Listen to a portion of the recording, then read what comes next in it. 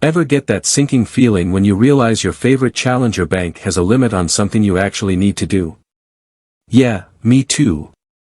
Especially when that something is depositing cash.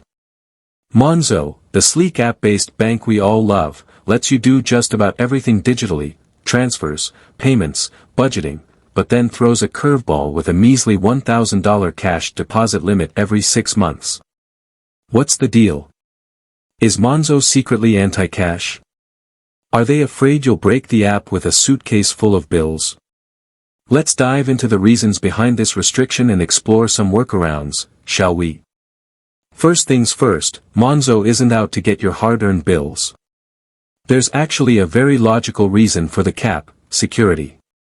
Monzo, like most digital banks, thrives on a paperless, online environment. This makes them super efficient, but it also creates a bit of a blind spot when it comes to large sums of physical cash.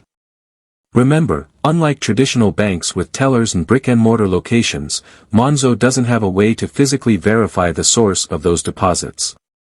This makes them a target for what's called money laundering, where criminals try to disguise dirty money as legitimate income. By limiting cash deposits, Monzo makes it that much harder for these bad actors to use their platform. Think about it. If someone could just walk in, well, virtually walk in, and dump a suspicious amount of cash, Monzo would have a tough time tracking the origin. Having a limit helps them keep an eye on things and avoid any unwanted attention from regulators. It's all about protecting the bank, you, and the entire financial system from shady transactions. But hey, what about us regular folks who just happen to have some extra cash lying around? Maybe you're a freelancer who gets paid in person, or perhaps you just prefer the good old-fashioned feel of folding money. Whatever the reason, a $1,000 limit can feel pretty restrictive. Fear not, cash warriors, there are a few ways to work around this hurdle. Option number 1, top up with a debit card. Most debit cards allow you to transfer funds directly to your Monzo account, essentially turning your cash into a digital deposit.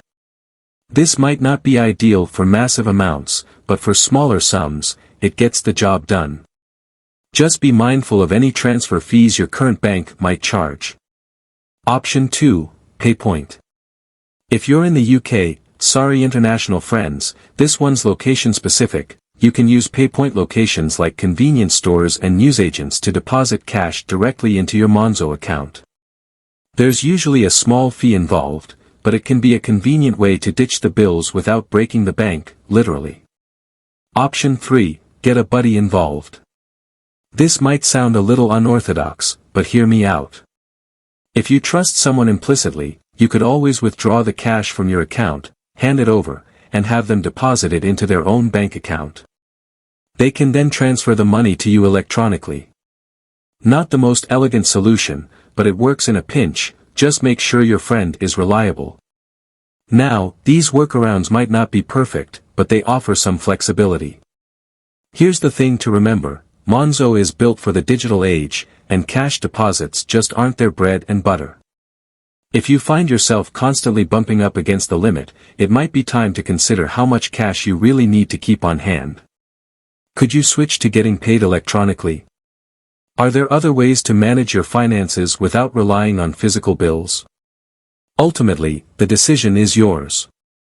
But hopefully, this explanation sheds some light on why Monzo has that cash deposit limit. It's not about being anti-cash, it's about keeping things secure and transparent. With that said, thanks for watching and until next time, happy banking.